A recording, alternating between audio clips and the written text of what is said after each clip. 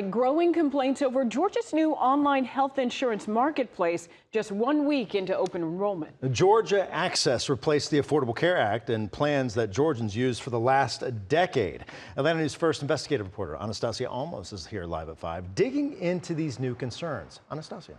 That's right. Atlanta News First Investigates received emails from consumers and even an insurance agent who all say they've experienced issue after issue with the website.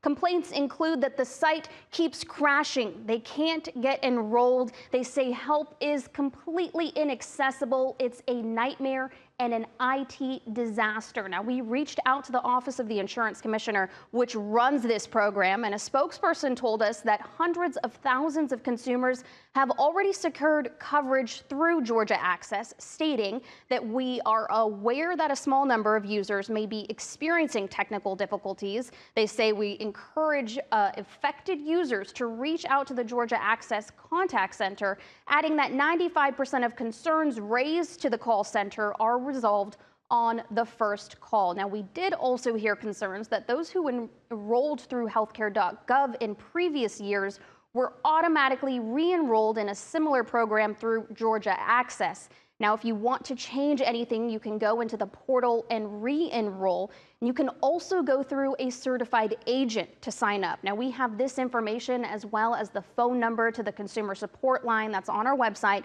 atlantanewsfirst.com. Enrollment is open until January 15th. I'm Anastasia Olmos, Atlanta News First Investigates.